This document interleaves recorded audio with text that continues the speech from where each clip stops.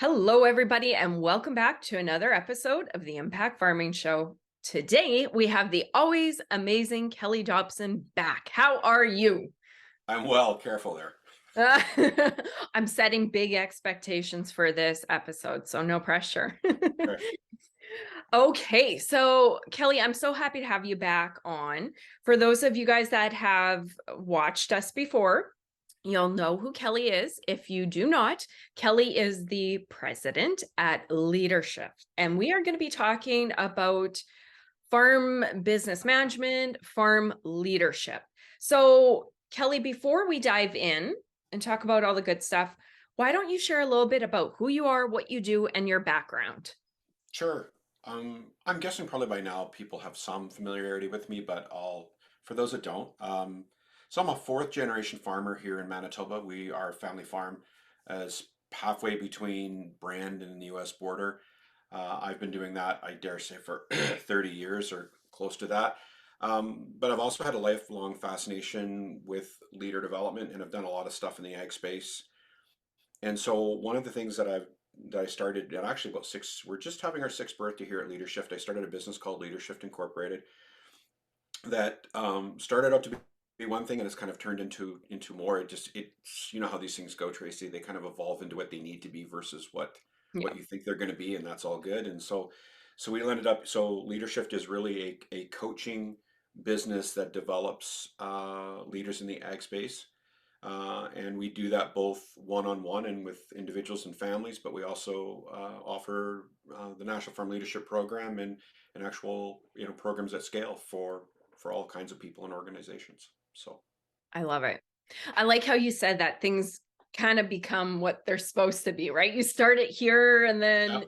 yeah, that's a beautiful process with development and starting businesses. So, on that note, you were farming, you had your background. How did this idea even come? I'm always curious about the why and the how. Why did you launch this program? Okay. Well, if you're thinking about the National Farm Leadership Program, I think to give you the short answer, I never intended to launch on the leadership development program, never mind the National Farm Leadership Program. I went back to school in 2015 as a midlife sort of bucket list thing I was going to do and took a graduate degree in leadership. And it was mostly because I was doing like strategic planning stuff and helping families and from time to time, but it was sort of one-off deals. And then I started doing a little bit more, and then I started realizing that most people were trying to hire me to fix problems like they might hire a John Deere service mechanic to come out to their field. Mm, But what I came to understand very quickly, and I didn't, like I didn't have all the answers at the beginning. I just knew that something wasn't right where, it wasn't so much the problem, it was how they were handling the problem. It was how they were showing up or couldn't show up in the okay. problem and how they were relating to the people around them or not, like including not reaching out to advisors and things like that, or just the actions they were not taking. And so it wasn't something where you could come in and give a quick advisory, quick fix, just do this and this and this, because it really was about them. And so I started seeing everything that went on, including my own farm and my own neighbors. I saw, I started looking at everything in terms of human behavior. And so that was all going on. And at the same time, I was still taking my own training. And I stumbled into the weirdest part, Tracy, when you say about how things don't kind of unfold. I ended up bumping into some really important people in my life who tapped me on the shoulder and said, "Well, maybe you should be doing this." Mm, And so one was Dr. Jervis Bush at the Beatty School of Business at Simon Fraser University. I talked to him and he says, "Hey, like why don't you do this? And have you ever thought about doing a leader development program?" And so I thought, maybe this would be a thing. And so but that was 2016, 2017. And so we started doing it in different ways, and then it started evolving. And then as I knew it needed to be online because it needed to be national. And I love online learning because of the ability to sort of have a classroom right in your home. You don't have to take off from bricks and mortar. And that involved meeting other people. So I met Heather Watson at Farm Management Canada. And I think through many conversations, we started seeing the connection. This is going to be a theme, I think, about what we might talk about today about the connection between, the reluctance or the resistance to adapt or adopt best farm business management practices. And in terms of that, it's not about the doing or the knowing about farm business management, because actually people are quite smart and there's ubiquitous access to best management practices. The question is, why isn't it being more widely adopted? And I'm like, and as I'm been working on this literally for 6 years, going, there's actually a psychology behind this. There's actually some behavioral, like there, and you can't, and we have been doing this, and I'll talk about, so in coaching, we call this the do have be phenomenon mindset versus the be do have, which is where, I finally had the courage, and this, like literally, I finally had the courage after what, 6 years of doing this, 7 years doing this at the Ag Excellence Conference in Canmore.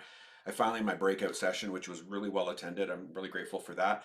I said, I think the thing, everyone, is that we've been putting the cart before the horse in farm business management. We've got all the great tools, but we haven't put the personal development, is not scaling with the actual professional development. And so what you get is what you're getting, which Mm, is you got transitions that aren't happening. You're talking a lot of stressed out people, mental health and ag, all, and the crazy part about this, and I use that word carefully, but the part that's so unbelievable is that this is actually this is a global phenomenon. It's basically it's an inability to adapt to the complexity of what's going around us, and it's not going to be solved by just necessarily by just doing more stuff. Like there's at the level of our nervous system, we're just not showing up the way we need to show up, so that we can get the clarity, learning, partnership necessary to get the results we want. And it's fundamental, like it's fundamental, and what made farmers successful one generation, two generations, three generations, four generations ago is not sufficient for the success going forward. And where's that going to come from? Where's that development coming from? Because it's not, unless you learn it or develop it, it's not going to come to you. It's not going to form magically all by itself. Like yeah, it just isn't. And yeah. so that's how the National Farm Leadership Program basically got going. It started off as being a kind of a skills program like any other program, and it just evolved into this program now, which is really about a real deep dive into self.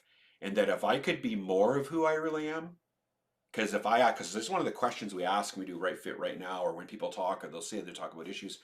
I said, does it feel like sometimes like what you should do, and you know what's right, but you just can't do it. You Mm, just can't show up the way you need to when you most need to.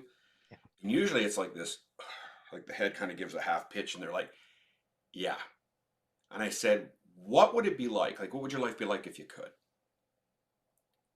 And most people, and I want to get about this today, most people don't even think that's possible. Like, most people think that personality is fixed, that I am who I am, that this is, we can't do much about this. We're just going to learn some tips and tricks, and that, personality is just, it's locked in. And what we've come to realize, and the crazy exciting part, is that leadership is a really evolving field. Like, it is just it's rapidly evolving. And so what considered to be good coaching and good leader development, a few years ago, like in 10 years, it's definitely, we're kind of really focused on where the puck's going to be, not where the puck is.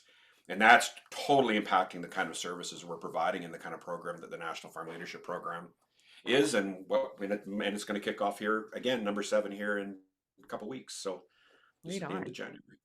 You so nailed that. And it's so true, Kelly. And I love our conversations. Every year I could just talk to you for 3 hours. But So what are you isn't it noticing? true? Like, what are you noticing? Well, I'm noticing I grow and I go through the evolution of your business with you every year when we Yeah. chat. It's really Yeah. neat to see. But I love this material because I think business, 80% psychology, 20% strategy, lines up with what you're saying. If we want to lose weight, it's pretty easy. Exercise or eat less. But how many are overweight, right? So the focusing on the person and up here is totally it. So I'm so excited. Thanks Where for do you want to coming go? on the show again. Okay, so I flipped our questions there. I dove right into why. I know you chatted a little bit about the program, what it was. Do you want to go there, talk about, Sure. yeah, a little bit So just more? some nuts and bolts, so people are like, Yeah. okay, this thing sounds. So basically, the National Farm Leadership Program is really a year long. It's really a 7 or 8 week intensive program that starts off here at the end of January, and it's about 6 weeks online. both you can do that on your, we have an app now. Like that's the other thing, it's probably new. We've got this all on an app. So the power of that is that you can basically have the classroom, the community in your pocket, and it's Perfect. all separate from all your email if you want it to be. So you can get all the audio casts and stuff, plug it into your car. And that's for 6 weeks. Plus we have we meet online on Zoom once a week. And then we have a destination residency. Just booked it, March 7th, 8th, and 9th, Vancouver Island. Super excited. I finally broke or twisted my arm, my coach's arm, who is my coach, who lives in Hawaii. He's going to come out and help me for part of the cohort. So that's really exciting. So it's going to be very challenging because I feel like I'm going to be evaluated as much as I'm evaluating or working with clients. But I'm there now. I'm prepared to do that. Good. And so we've got that, and then it comes with an unlimited coaching offering, which has been an open offer, which I'm on the cusp of announcing that it's actually going to be some form of mandatory coaching. Tracy, you wouldn't believe how many people won't call when they need to call. I'd be guilty. Yeah. Yeah. I thought free was like, because first we started with, well, you get 3 coaching sessions, and then people wouldn't use it. And I'm like, well, why didn't you call? They check in and go, and then they had this whole thing. I'm like, well, why didn't you call? Mm, You could have worked on that before that, big sit down with your mom or dad or your son or daughter or your key employee or that advisor or whoever or whatever you're noodling that's got you, that's got your attention. And they go, well, I thought about it, but I just didn't think it was bad enough yet. I didn't think I. So they were saving it up like in the break glass, and I'm like, so then I said, okay, fair enough. We're going to make it unlimited. Like, do not think and you know what? We're not, it's better, but it's still not enough. So I'm starting to realize we're going to have to make a contract at the level of the individual for what works for them, saying, you know what? You're going to have to agree to check in with me once a month or every 2 weeks for however many minutes to check in on because this is all about getting into a plan and a practice. And so that's part of it. Plus, we do that. We also have a collectively where we get together. We're probably going to do that about every 3 months through the program. And so it's a very rigorous kind of deep dive. And yeah, it's been evolving every year. And yeah, it actually kicks off in a couple of weeks. And of course, registrations are coming in every day now. And farmers always leave it to the last second. Everyone's kicking the tires, but they yeah. don't they leave their decision till about next week or the week after. So, Be guilty. oh, I mean, it makes me nuts, but it is what it is. So, anyways, that's the National Farm Leadership Program. So, Excellent. Okay, so we got the program, we have the why. We're going to talk about some cool stuff. You touched on this a little bit earlier. What's kind of changed and what have you been doing more of these days as compared to in the past? yeah. So, how has the business changed? Yeah. I'd like to understand why it's changed the way it's changed, Tracy, because I don't think I can just tell you. But what I'll tell you is that I'm doing a lot more coaching than we're doing as much or more coaching now as we are running programs. Okay. And we're getting calls in August, Okay. which very not something that we experienced a few years ago. And so we're coaching whole families, we're coaching parts of families, individuals within families or family businesses, and it's all around. Most of the work, I would say, is really about it's broad, and that's the part where it all comes down to, without, because everything is confidential. I think people are not seeing the impact of their personal resiliency is impacting their performance. Mm. So we're still seeing people who don't realize that they're just exhausted and they're burnt out, and how it's coming up, why they can't seem to think or act strategically. We're also seeing interpersonal conflict between family members finally reaching a point where they're finally going, you know what, like they've reached a point where we're going, you know what, we don't need to keep going like this. Let's just sort this out. And so what that's happened, and many, they think that they're going to have a meeting and it's going to get resolved. What often it leads to is they realize they've got their own individual work to do in terms of who in them is not capable of showing up the way they need to show up. And so we're finding that we're doing individual biweekly coaching sessions. And so, and many of them ultimately, like I would say, a good chunk of who's going to be in the NFLP so far are coaching clients.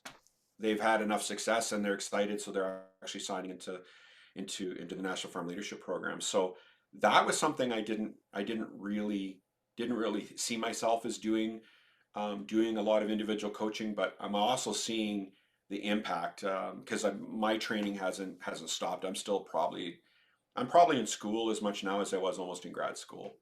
I don't even notice a difference anymore because it's just so many hours a week of training, and I gained part of the fortunate, Tracy. I've had the real good luck of falling into discovering or talking my way into really good. We don't in ag we call them peer groups, but in the coaching business we call them communities of practice. So, and mine are national or like sort of North American and sometimes global, but I would say predominantly most of them are North American. And really being able to tap into how coaching has really evolved even over the last 5 to 10 years, where coaching now is not just about helping people sort out problems, but really this idea of, and I'm just going to do it like this idea of transformational coaching, where the coaching is at a level where it basically shifts people's nervous systems. It's at the point where that people over time are able to shift how they're showing up at the level of emotion, a level of what they're noticing in the world. And when that happens and that wires in using like at the level of our nervous system, like then they're forever changed. Like they're completely a different version of themselves. They are more of themselves. And that was something that, I was really skeptical about. But as I started doing some of this training, it's all the stuff you hear about. So like everybody in AG's probably been to a conference and had someone talk about neuroscience and talk about the brain and different, how the brain works and the idea of neuroplasticity, which is basically our capacity to adapt to the experience we're having. We get better at it over time. Yeah. And that's something that, but guess what most people don't realize is that that's adaptable. Like personality is also subject to the laws of neuroplasticity. Like that was new. That was brand new to me that actually we can shift and change how we're showing up, and not just in skills or behaviors, but actually to the level of like marrow deep, like skin deep, like how like me truly. And when that happens, that's where all the gas, like you're cooking with gas at that point. And that's possible. That's actually possible. It's not out there. There's a methodology, an actual methodology to adhere to that I'm still like I'm in the second level of training in that, and I'm just when we've been trying on clients immediately and we're just seeing the results almost immediately. And so that's the part that's just, and of course then it applies, well, how is NFLP lining up now knowing what we know? So I'm spending most of my time now making all these tweaks, going, you know what, we're getting ahead. As much as I thought we were doing it in the right order, I think we're getting the cart before the horse and really making sure that we're not violating any of the fundamental laws of how we understand people grow and develop and not getting ahead of it. So yeah, that's been the big shift for us. Yeah. And I Truly saying, you know what, we're here to be making, because I think coaching oftentimes can get the reputation of being nice, but not necessarily being transformational. Like it sort of helps, but not maybe helps. And so I've been really sensitive to that. Like at long term, if our clients don't get better or don't perform better under the world that they like, under the circumstances that they find themselves in, that they're not just be able to get through, but they can thrive in those circumstances, then leadership doesn't have a business. And so I've said, well, we got to be what we got to be. So that's what we're signing up to, which again was not what I thought. Interesting. And you know what? It actually doesn't surprise me at all, Kelly. I was speaking to another coach and you said that it surprised you, but I have a quick guess for you. A combination of the pandemic and all the stress that's added on people and the prices and the increased pressure in farming. It does not surprise me at all. Why coaching? Absolutely. Just because you need someone, you need tools. People are reaching out, right? There's more and more and more pressure put on people. So when you said it surprised you, it doesn't surprise me at all. Yeah, it's funny you should say that. I think you're right because I know our numbers sure went up as soon as the travel restrictions. I mean, we certainly saw a lot of increases, but That you know, too. part of it, I mean, and I don't know if it's true. I just think I'm just having a lot more courage to sort of check people when they make statements about what coaching is and what coaching isn't. Okay. Because coaching is one of these ubiquitous terms. And I said, look, Totally. like someone made the comment like, well, or I maybe, or maybe I could just go, go for a beer with my buddy. And I said, ho, ho, ho. Yeah. I said, like coaching, if it's done correctly, is a relationship that you will have with someone that you will have with no one else. Yeah. And not even your spouse. And they look and they give you a head, kind of a head turn. I'm like, because I've got like my only horse in this race is like that I care about is you. And it's like being in a phone booth where like I'm not trying to sell you anything. It's a take it or leave it proposition. Like I'm here to support you, but if you're not up for it, that's fine. Like there's a no strings attached, but I'm here to support you on what you want to. And it creates a level of safety and vulnerability that they can't really get anywhere else. You're not going to get in a peer group. I mean, I know peer groups can get really, really tight, but I'm talking about stuff that's, multi layers deep than that, because that's at the level we need to get to understand why people can't pull the trigger or show up or confront people the way they need to confront people to get the clarity that they need to make the decisions that are going to make all the difference for themselves, their family, and their businesses. Because at the end of the day, like one of our taglines, you can't outsource leadership. Like you just can't. Yeah. You can hire a general manager, but for you, like but it can be developed. And so I think people are finally realizing, like, I got all this advice in the world, but at the end of the day, it's up to me. And so it's not about all the good advice. There's lots of great advice out there. We're in the business, and this I actually got into this at Canmore. I finally, because I still think some advisors don't quite understand coaching. I think they think we're in competition with people who are doing financial. I said, look, I said, Mm, I don't. I said, like, we don't. I don't look at farmers' numbers. I said, I don't look at their books. And they were like, really? I'm like, no, I don't even care about their business. I care about them. yeah. Your And I coach. said, Yeah. actually, we're in the business of making clients advisor ready, Yeah. so that they are way more engaging with you, so that they'll take your advice. They can hear what you're saying, and they're going to tell you the truth about what's really going on, so that you can come up to you can give better advice, and they can take better action, which means they're going to get better results. But there's this whole human side, which many people like they say, well, we do both, and I'm like, no, not at this level, you don't. No. And why would you? Like, who would want to be that vulnerable with their accountant or their insurance salesman or the guy who's marketing their grain? Like, they've got subject matter expertise. Yeah. I'm starting to realize we've, like, at the level we're operating now, the kind of level of coaching we're at, it's a level, it's unto itself. There's nobody doing what we're doing. The coaches do what coaches do. So I think I'm starting to be able just to say it, and I'm unabashed about it. Like, Right on. yeah, I get it. And I've told you this, I think, in previous episodes. When I was really scaling our media company for a marketer, I hired yeah, a coach. And yeah, when you try and explain it to somebody, okay, well, what do they give you? Like the tangibles, the yeah, numbers, you can't over here. And that's my other professionals that help me with that stuff. yeah, But a coach helped me with this. And yeah, this was what grew the business and the yeah. mindset and the worries. Exactly like you said, the stuff that's so vulnerable and concerning. And I'm not a super vulnerable person to begin with. I Yeah. can be, but all the most important stuff up here that you're not going to share with your best friend, you're not sharing at the coffee shop, you're not sharing with your wife or your husband, And because nor should you. no, because there's different roles and relationships. And sometimes you want to keep those like that. Me talking to you as a coach, it's Kelly, here's what's going on. I am blah, blah, blah, blah, blah. And then you get that person to hear you walk. You know the job better than I do, but it's totally different than any other person on your business team or in your life. And it's crafted, and what people don't get is they think that it's just, somebody listens and it's just a series of like No, conversations, but no. it's structured, right? Everyone, like, we start with a contract, and so people don't understand. It's like, well, what's the difference? I said, well, and again, this is right inside of the program, like even within National Farm Leadership Program. It's not just a neck up, like that's, we start with a contract. Like, who would you like to be, or what would you like to achieve as a result of working together? Like, what do you want? Basically, what do you care about? What do you want? And I said, okay. And so if we were to work on that together, um, how would you know that you got that?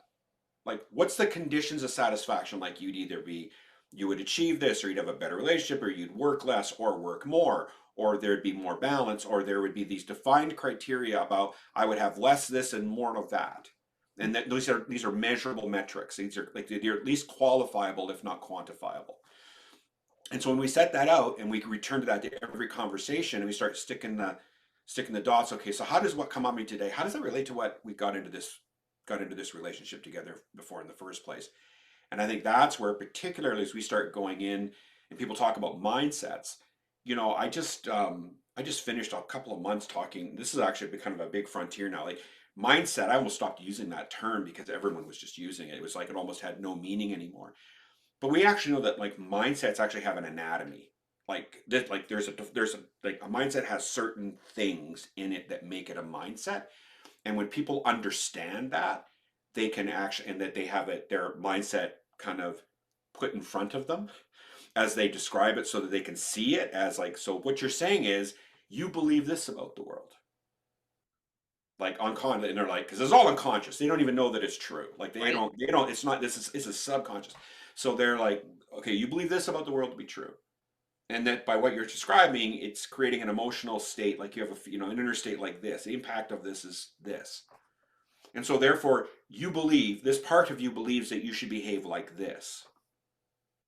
And they go, and they give you that look on like, and then they're like, and of course there's like this cognitive dissonance. They're like, well, I don't really believe that. I'm like, but they're like, but I do believe that. Or a part of me believes that. Yeah. And that's where it's like, well, what would might be an alternative? And once we start doing that, that's where we actually start changing people at the level of their nervous system. And so they start realizing, going, I used to believe that. I used to think that's how the world worked. I don't now. Mm. That might be true, but there's also this other part. And so when they can access that part, because it's there, but you got to service it up and develop it and support that. Once that's there, then you can train that. Like that's the part. Once it kind of services that, you can hang a skill on that. A lot of times, what we've been doing, admittedly, and again, mostly your development programs do that. We try to train people who are showing up in ways that aren't interested in learning what we're teaching, and then blaming them. Well, I guess they just didn't try hard enough. And it's like that's like trying to teach a dog to climb a tree and then blaming the dog for not trying hard enough, right? And that's the part where once we get clear about this, we have to develop this part and then we can teach the skills. Like teaching skills about leadership is, I don't want to say it's easy, but it's kind of well understood. The harder part is, who in them do we need to surface up and who do we get, what do we have to confront in them to realize why they don't be like, why aren't they more like this already? What's Okay. really, what's really going on? I always take us down such fantastic, I think, rabbit trails, or Right. maybe I get too excited. So Sure. let's say I am at egg days. I Mm-hmm. run into you, you tell me what you're up to. Why answer me this? And there's two places I want to take this why coaching. First Sure. question, why coaching? I say, Kelly, we're talking, we're catching up. You say you're doing coaching. I say, why would a farmer need coaching? And then I think you wanted to go into the do, have, be, and then Yeah. go from there. So So, here's what's happening. So yeah, so I'll get that to you. So why coaching? I'll say what's happening right now is that, and the big reason why you see so many advisors kind of beating their head against the table, like why won't people take the advice, is that most people are trying to go along without having to do any of that. We're just gonna, if I just do, I'm just gonna get after it and do the stuff. I'm gonna have the results that I'm looking for. And when I have all of this, I'm gonna be whoever I'm gonna be. The uh, problem with that is that in the effort of doing without, is that oftentimes it's exhausting. They don't have sufficient partnerships. They don't have sufficient level of trust. There's just so much of them that is required to. They need to be this kind of a person that simply they don't have, and so they can't get there with who they are. The old Marshall Goldsmith is, what got you here won't get you there, and they think that it's somehow going to just happen by itself. And the answer is, well, how's that been working so far? And most people say, I'm exhausted. My wife doesn't want to listen to my problems anymore because all we do is talk about what's not working on the farm every day. My son, like I'm at ends with employees. I've had employee turnover. My doctor says my blood pressure is high. I've got whatever. And ultimately, once you get down to it, if you create the space, they'll basically say they're miserable. And so, and they don't know what to do. yeah. Like, they finally realize more of the same isn't going to Yes. get the results. And that's what we call, like, it's not wrong. It's just doesn't, most of what they're trying to do doesn't scale anymore. Like they've taken that show Yeah. up the way they are as far as they can. And so coaching is around this idea of being like who in you, who in you could you be more of so that you could do the things that you need to do but so far can't, so that you could get the results you're looking for. And when they start realizing that, well, I could be that, and I could show up like this, and I could show up like that, and I could take it over, they invariably start developing the parts of themselves that are sitting there quiet, that just are waiting there, idling, that they don't even think that are even there. Like they don't think that. So, for example, a person who's extraordinarily pleasing, like they can't say no to anyone or anything. They're very, very concerned about meeting other people's needs first before themselves. And so, which tends to bias more women than men. Um, Over time, they actually realize, like, going, if they do that, they're going to basically wind up sick or in the hospital or burnt out or whatever. Like they're always supplanting their own personal well-being over the family or over others. And so they realize, going, well, that's really who I am, but I could also be boundaried. I could also put limits on that created both of those, and that has to be sufficiently developed for someone to actually say no. Because just telling someone who's very, very pleasing, well, we'll just say no. It's like the part of them that says yes all the time doesn't even know the word no. It doesn't. It's not, and you can't teach that to that part of them. But if you could, see this other part of themselves that has different beliefs and different values about the world, and realizes that you can be perfectly fine while being a little of that and a little like this, and that you find a way so that they feel like it's consistent. That's where you get the change, because otherwise it's just trying to layer one habit over another habit, and one's been entrenched since from diapers to pull-ups, right through your teenage, and one you just want to learn because you read a book or you read a podcast, and then they wonder why it doesn't stick. Like it works for a while but then doesn't, or they know they want to but can't, or they started but they quit. That's a function of that's a developmental, like, a challenge, and it's part of the problem, but it's also mediatable, and that's through proper development and coaching, if that's the long-winded answer. That's great. I totally get that. And that actually is exactly why I hired a coach, because I got my business to this point, and then you're like, Yeah. okay, next year is going to be bigger, better, dot, dot, stays there, stays there. It's like, wait a minute. I'm just going to be me and continue doing what I know forever and ever. If something doesn't change, how's something going to change? I'm like, I need a coach. And then it changed. Yeah. And I think people finally, and to be truthful, like it's just human being. Like it works on the short term. Like the way, it's not about being wrong. It's like a lot of people think that, that there's right and wrong, and that's another kind of a mindset. I think when people realize that they've kind of run the experiment as hard and as long as they can, and that they realize that, I think I'm living that sort of definition of insanity, where if I keep doing the same thing over again, expecting a different result, like they've tried it, like they've fully tried it right to the point where their health or their relationships or their business is at risk. Yeah. And they're like, okay, I'm staring over into the, well, what's at risk if nothing changes?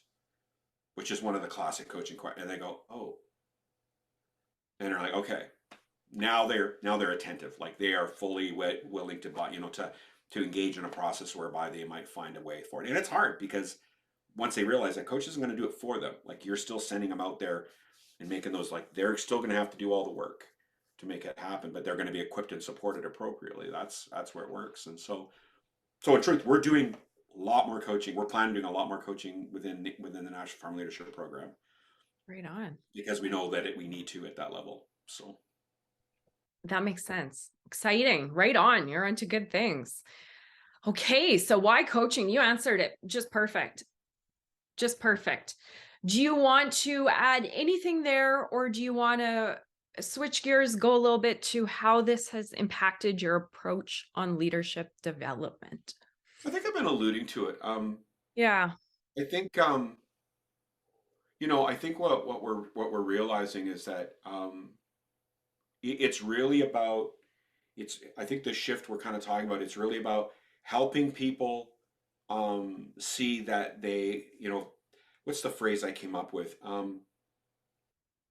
They really have to be aware of what is happening when it is happening, and they can't just keep doing what they've been doing.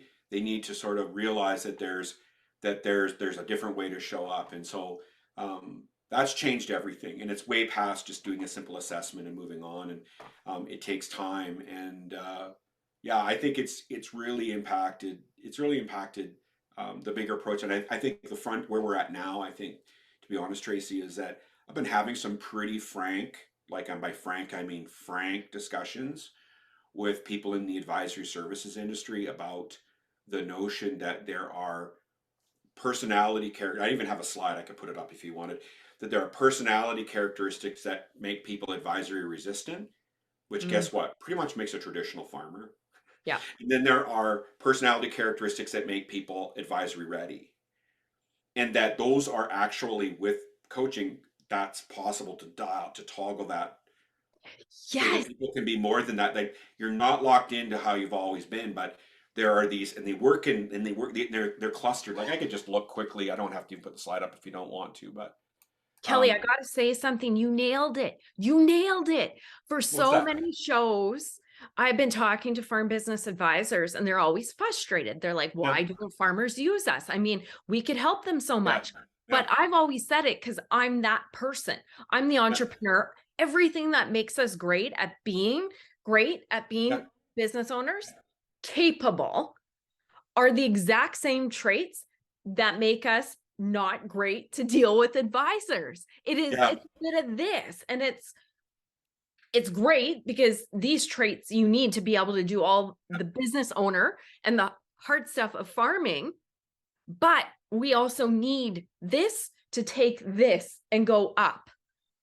And I think what That makes sense? frustrates them is that there's actually a gold rush with some of these businesses where they're all and some are still in the fight for finding, because this follows like a Pareto distribution, like an 80-20, where, like, there's 20% of the farmers out there, they're going to figure it out anyways, and they want those clients. Like, they want the ones that are, they'll absorb the advice, they'll take it, they're Yeah. into it, they're the solid bills. But what do you do if you have a business? Like, what if you're a very successful advisory business and you've already got those? You've already got your predominant market share of those people who are already advisory ready. And then look at all of the 80% who are advisory resistant, who, like, they know the numbers, they see their numbers, and they know they could add value, and they won't take the help. Yeah. They're like, what do we do with that? And so what I've been saying is that, and many of them still aren't there yet to realize that, because they will come up. They'll show up in two different ways, Tracy. Like, they'll show up on the one hand, people will show up in those, when they're presented with these issues, they'll either say nothing, which means they'll just smile and be nice, which is a form of reactivity where they're just kind of being, being placating, whatever, and just basically timing you out. They know that you got to get on to the next client, so they're just going to wait there quietly till the set to whatever you got to do, and then they'll go on and go, well, we dodged that bullet for another year. Or you'll get the other ones that'll come up, and they're just mean, and they're condescending, and they're even insulting, like, your service isn't any good, you're just trying to take my money. Like, they're very, it's like, they're really demeaning. Like, they're not even curious about how what they might do might actually add value. They're not even willing to engage in that. And in some cases they're like that because they don't want to admit what they don't know. Like, Here. many people are what do not want to admit that they don't have it figured out. They won't even open that conversation, that the fact of, like, I don't even understand half of what you're saying, and I Yes. don't want to say, look, explain this part to me. Yeah. They don't have that. They just won't let them. Right. I explained to them that, what they don't realize is that many people are having the same physiological reaction being in your office as if they were going in an outpatient procedure. Like, for some people, Yeah. like, it's that level of anxiety. And they'll talk and they'll say, but, these people come to us and then they tell us everything. They just spill their guts about all kinds of problems and stuff going on. And a lot of it's like, yeah, that's getting in the way of running this really good business. And I said, so what do you say? And sometimes say, well, when do we try to help and whatever? And I'm like, and that, like, are you qualified? Like, are you trained? Because at the end of the day, I said, like, the answer should be, wow, that sounds like a lot. Would you Yeah. like help with that? And if the answer is yes, it's like, well, talk to this, talk to these people. Yeah. Because I do excellent tax work. I do excellent estate planning. I do excellent advisory services. I do excellent insurance quoting. Yeah. I do excellent agronomic work. I do whatever. I don't do this. And if they would acknowledge that they don't do it and that there's a whole part, and it's not counseling, it's coaching, Yeah. that once they have that, that once they get that stuff smoothed out, they're ready to show up. And that's the part I find as results. And one of the things we find is that people just have whopping levels of increases in like their ability to think and act strategically. Yeah. Like once they get the cobwebs stretched out and they become aware of what is happening when it is happening, they can actually see everything almost like in 3D. Like they are all of a sudden it's like the problem or the opportunity just sort of like presents itself. They're just like they are just like boom and away. And you know what it's like. You've been there. Like I'm sure you've been there. And it's just like bam, they just start cooking. You're like, what's going on here? Like they're hiring, they're firing, they're buying, they're selling, Yeah. they're changing, they're adding a new business, and you see that they got unstuck. Yeah. So yeah, I see it. Oh, that's so interesting. You just nailed it and put yeah, into words what yeah, I have experienced for yeah, so long, knowing farmers and knowing the yeah. industry and going, why can't we connect and all do better together? And And I man, think there's a scarcity mentality. I think people don't want to like. I think people are trying to gobble up all the clients, and they're going like, "Look, I finally get the point, Tracy, where I'm like, look, you don't do what I do, and I'm never gonna do what you're gonna do. Like right. I went to leadership school. I made a conscious choice not to get an MBA because I was done trying to solve all problems by lifting the lid of my laptop and cracking out a spreadsheet. Like I realized in my life that could only take me so far. Like I had this whole relationship, interpersonal self-care, all of that stuff was just completely had not improved whatsoever since high school, and I needed to do more of that in order to make what I could figure out on a spreadsheet Yeah. become reality. Yeah. And those are two completely different games. Those Absolutely. today those skills are not even in the same building or the same faculties in a at a Yeah. at a university setting. I wouldn't pretend to be that person. I don't want to be. I could be if I wanted to. I don't.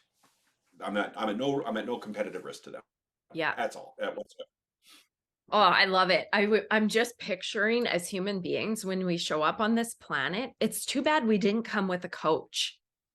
We A did. wise, We old did. coach We who, did. We did, Tracy. okay. They're called parents. Well, what my parents don't know, they can't teach me, right? You need that Yeah. wise coach to come Yeah. with you that knows everything. And they work with you on your mindset and Yeah. teach you forever, forever. And then they say, go see the accountant. Oh, that'd be so amazing, eh? If you had that Yeah. coach, just like an athlete, they don't just do Yeah. the physical training, they do the It's mental. different though. Like, and that's the part everyone's starting. I'm hearing analogies where, coaching is a lot like an athlete training, and it's like, well, some and some Yeah, not. okay. Like you got to be careful. Coach is a very broad term. I know, I Like know. when I said parent, I mean, I really mean it. Like I can tell you the level of performance depending on the parents they had. And there's Yes. a lot more into the son. There's also about family, like there's family of origin, multi-generations effect of like, because we see anxiety. We teach this a lot in like in Insight in National From Leadership Program. We talk about, the smallest, human, we talk about human systems, like everybody, and we've got it down to the point we can explain it like 12-volt trailer wiring. So Nice. we understand a circuit, right? There's a circuit, positive, negative, ground. And really family interactions, we talk about drama, that's just anxiety distributing itself in a system.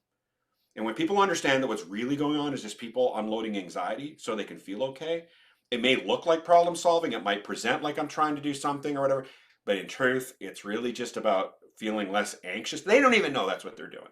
It's about less, and that once, as a leader, once you see that, you look around and all you see is people acting, distributing anxiety in different ways. Like, and again, once you understand the unique code of how people do that, we get into deeper and deeper from what we do in Insight to what we do at NFLP and through we do coaching. We realize as a leader, well, one, I got to figure out keep my own anxiety. I got to realize the impact of my distribution of anxiety on people and how that it helps and does not help, and either moves us forward to what we're trying to do together or totally blows it up. Yeah. And then I start seeing interactions that people talk about bad workplace cultures and people behaving poorly, and they feel like they're powerless to do so, and I'm like, not true. We talk, well, I need to get we need to get more standard operating procedures, or we need to get some job descriptions, or we need to have employment. I said, or, which is, yeah, good records is important. Or you could just walk across the yard and just say, hey, got a minute? Noticed, blank, blank, blank.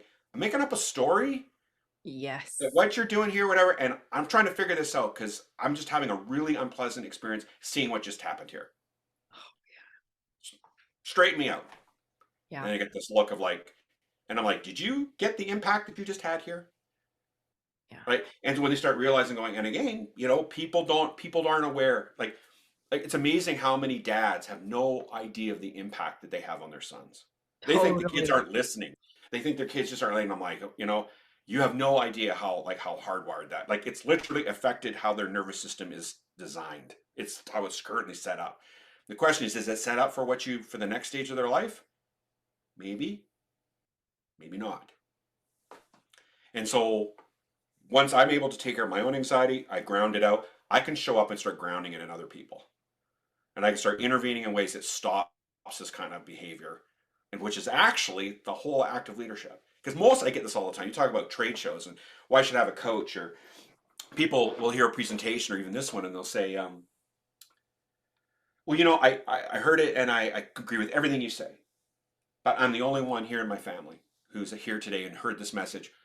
I don't see how we're going to possibly move forward unless we're all on the same page together. And I'm like, well, leadership always starts with just one person. Like it always starts with one, and how one person can impact a system. And when they start and most people have no idea how much impact they can have. Like how they can change without that they have way more resources than they think they do. That they can achieve results with the resources they already have. They just don't even know they have them. And when they start realizing how they can be how they're trying to make it better is making it worse, and how if they backed off on that and realized that they could develop more of showing up in a different way, and when they could do that depending on who that person is, and suddenly like the balls on the game changes, and it's like they don't know and they understand when people behave in a certain way, it's just them behaving in a certain way. And if you're tolerant to that and you're not going to buy into that, you're not going to get sucked into that, which in a drama triangle, a victim will always try and get everyone reorganized up to fix their problems and hold you responsible for their problems. When you realize, like, hey, that's just them being who they are, not playing that game anymore. We're going to play a different one. And that's called, what have you tried? What haven't you tried? What might you try next? No, I'm not getting off this machine to fix your problem. Like you have to do for you, I'm here to coach you, but I am not solving this for you anymore because we got to get it done. And so when people realize that's possible, that's when they start practicing it. That's when the whole game changes. So, I'm getting two words, pattern breaker. yep, I look at firm families I know, and I'm just going to use men right now. Great grandpa was a hothead. Grandpa was a hothead. yep, Dad's yep, a hothead. yep. Son's a hothead. Hotheads together are going to create flames. So if I, as the junior hothead, want to end this, Yeah, so I don't carry it on to my child and yeah, learn how to yeah, break that, if I don't yeah. change that, the pattern's just going to carry on. It'll just be that vicious cycle where it's like, oh God, all we do is fight. This family farm's terrible. None Mhm. of us like being here anymore because every time we actually open our mouths, we scream at each other. Wait a minute. There's a way to change this. First, we spend a lot of time helping people see that there is a pattern and that life is a series of patterns. And we help them become I would say experts, but really experts in their own patterns and the patterns in their immediate life. And when they start seeing that and then understanding what creates them, but also what breaks them, Nice. and that they realize that they have the power to do so. Like that's the part they don't realize. Like in complexity, like you play a system, it's just like you take a plug wire off or you take something off an engine, it stops running. Like you have actually, and many people don't realize you actually have the power to shift how a system works. Yeah. At the level of human, they're like, oh, I have no control over them. Like you don't need to control them. You just don't. You just need to control you, and Yes. then watch what happens. Yeah. Then run that experiment, and it's amazing. It is, and that this is deployed. Like most people go, well, what does this have to do with farm transition? Or I would say every single one of my farm clients, it's they don't come up with farm transition. Like they've we know what the mechanics are between wills, estates, tax. but it's all about the relationship. It's all about, like, I don't know whether I trust my son to take this over. I don't know whether dad's ever going to leave. I don't know, like, it could be any sort of, and you're seeing, divorce at all levels of generations now, not just it used to be when I was a kid, it was always about the next generation that there was all this divorce. The baby boomers didn't get divorced. Well, now, like there are threats to these family enterprises all over the place, and that they are actually capable of, and it's putting this family enterprise at risk, and that they can like, there's all sorts of mitigation strategies for that. Like no one's ever said there isn't a tax plan for this given farm. There's not inadequate insurance. Like those tools are all there. The question is, what do you want? Like every advisor's like, well, in the end, what do you want to do? And most of them don't know what they want, right? And that's at the level of who, because most of them, they're not focusing on what they want. They're focusing on what they don't want, don't have, don't like. Yeah. And that's a seismic mind, like that's a like north south mindset shift, like between the dark side of the moon, light side of the moon shift in mindset. And when we can do that, all of a sudden, all of these high, like family, or farm transition conversations, all of a sudden they just start worrying. Like I've got clients that started in, it wasn't about farm transition, but it was really about farm transition. And then it started with this notion about, again, one generation complaining about the other because they're not leading. And I said, well, what are you doing exactly? And then it got really quiet. And I said, well, would that might, is there an example to be set here? And within a very quick time, it was, I got this agreement in place. I got this in place. I got this in place. I have a setup, and I'm at a point where I can now go and say, I have my ducks in a row as best as I can right now. Where are you at? And I want to share with you what I've done. Like, I'm going to lay this out exactly where I'm at. But here's the things that I can't answer because I don't really know what's in your will. Yeah. I don't know where this is all going. So how do I take care of my end if I don't know what yours? And so suddenly it's not a big, it leads with this. And so, yeah, I didn't really specialize in farm transition work, but it's This there.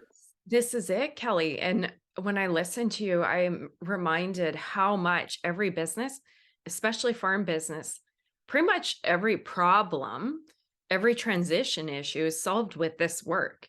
And Yep. one of the things, and I think we've chatted about this, and I noticed this, we expect the parents to be the experts because they were our leaders when we were young, right? So we want them to have the skill set, the knowledge, and lead us in the transition. And I'm not trying to be disrespectful, but I realized very quick, I'm like, they don't know the steps forward. That's not knowledge they had. They can't do better than what they know. So it's on me to show up as the smart person, get the answers, break the patterns. I can't expect them to do what Yeah. they don't know, right? And I'm making up a story that there is a demographic shift where there seems to be an age bracket, and I'm thinking of my parents and maybe slightly younger, where they're just not about being vulnerable, like about sharing No, the, like no, they keep the cards so deeply held to yeah, their chest, and so that's hard to break. But I think where I'm starting to be able to coach the people around them and particularly the children about how they can show up in a non-threatening way that actually leads by example and asks them, and actually it shows leadership to the next generation up, so that they could be just a little bit. We don't need to, like, because again, then you find people who are perfection, like they're like, I don't want to proceed until we have all our ducks in a row. Well, farm transition isn't about getting, like, it's an unfolding. It's not like something that happens, you put a dot on it and it's the checkbox is done because, oh, we have a grandchild now. Now what are you going to do? Or somebody gets sick, or the order of the wills where somebody dies in the wrong order. This stuff, like, wills get updated all the time, and so when we start realizing that this is really functions at the level of relationship, and that I don't have to be necessarily very extroverted, or I don't have to be particularly charming. I just need to be effective. And what does effective look like for what you're confronting right now? And most people realize, wow, I had no idea that I had that within me, that I could show up like that. And I'm like, look at you go. Nice. Yeah. I love this, Kelly. Such game-changing work here. If we could put you on every farm in Canada with Well, open minds and acceptance. and I think that's the exciting part. Most people, like, I'm starting to get like, so it's taken a long, because again, I don't know how much longer you want to go. Maybe you want to cut this into 2 episodes, but I spent a lot of time building a business that was scalable. So I spent a ton of time and money and resources building a learning management system and platform that's now a coaching management system that has an app that's able to do this at scale. But it's also turning out that it's also like a customer information system where I'm able to communicate with individuals within a family, like privately, with proper booking and stuff where it's very personal, so that they don't, emails don't have to get shared in a family email. Like, we've designed it so that its ability to engage people no matter where they are. And most people don't realize, like, all of this stuff I'm doing now, it's all by Zoom. Yeah. I, occasionally people are like, can you come out to my farm? And I'm like, I can do that, but you know what the bill is going to be on that? By the time I truck halfway across, can I said, and I'm prepared to do that as long as you're prepared to destroy it. But I can tell you, dude, when I leave, it's still up to you. Like, this is not going to fix, this conversation is not going to, is not, you might feel better. You might have got a level of interpersonal clarity between whomever the conversation is, but this stuff isn't going to fix itself. This is multi generations in the making.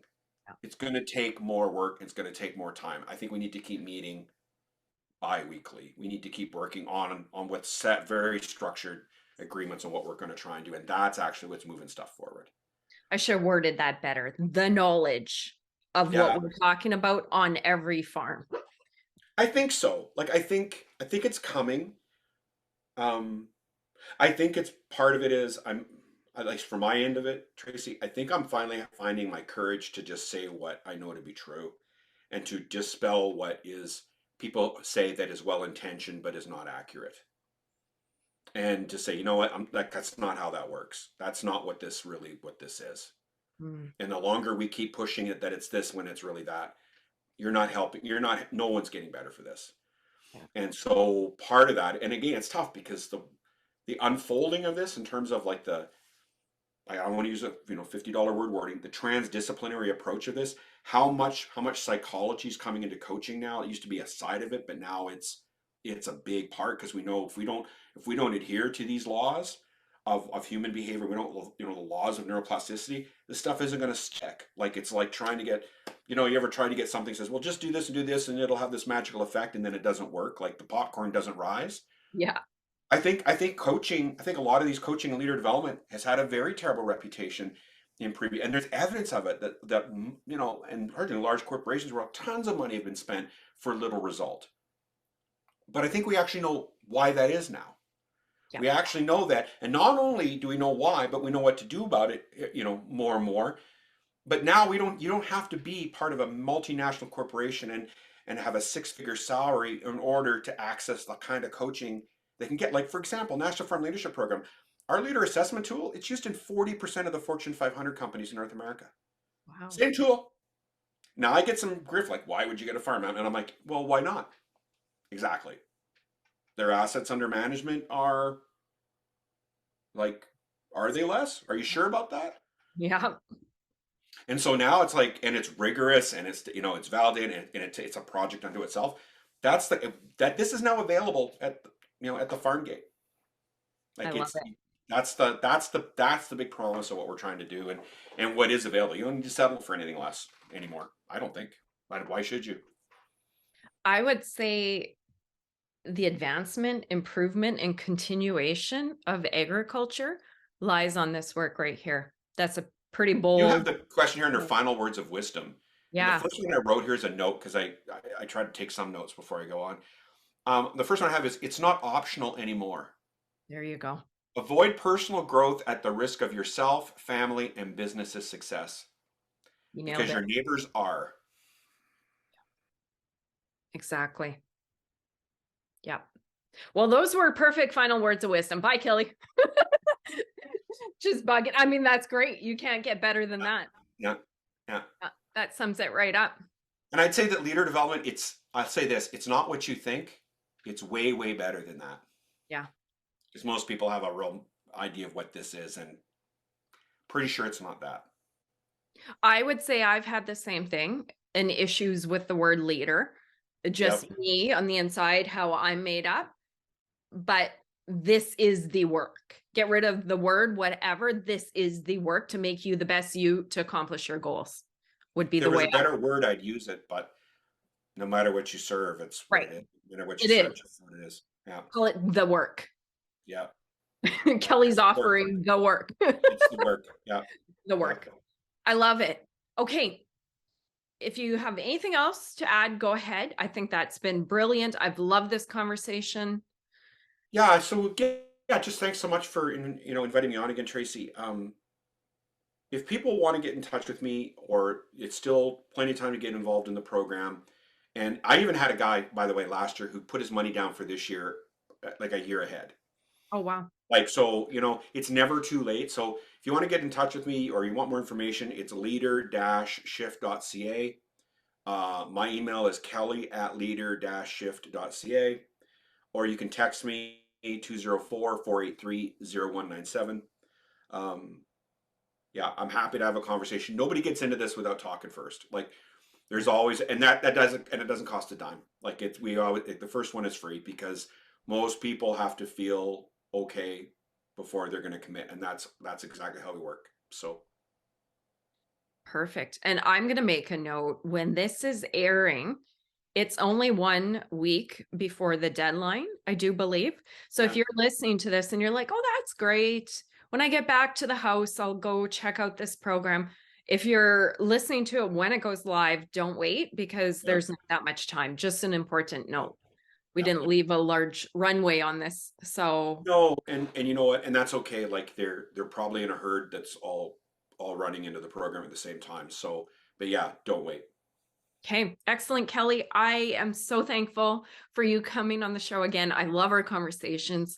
Next time we should do a Joe Rogan and make it like 4 hours. I wonder if we could do it over like cooking steaks or something. Just have it sort of, we get the audio just so that we could just have a, Oh, yeah. I like I that. think it's such a huge space, and I think I've said this a bunch of times. I'm feeling so much more confident to say what's really going on, because most people didn't, like 5 years ago. Most people were not willing to hear what this was about, and Yes. so that, and now I'm like, well, it is what it is. Like, I'm not sugarcoating for it anymore. This is what we're doing, and the results are like we're getting great results. They can see our testimonials on the website. We provide client references if they want. um, I'm confident to say that we're getting life changing results for many of our clients now. Like, that was like, it's starting to be something we're seeing more and more, and now we're expecting it. Like, Wow. that's the goal. Like, we're expecting that. So yeah, Well, congrats. This is well, game thanks. changing work. Well, I thank you for taking the time to put this forward, because uh, I'm still basically a farmer from Fairfax, really, at the end of the day. So Doing great things, offering the work to the world of agriculture. There's our love slogan. that. Close it out. Love that. Love Thank you, that. Kelly. Have a beautiful year and You keep up the amazing work. I appreciate it. stay safe, Tracy.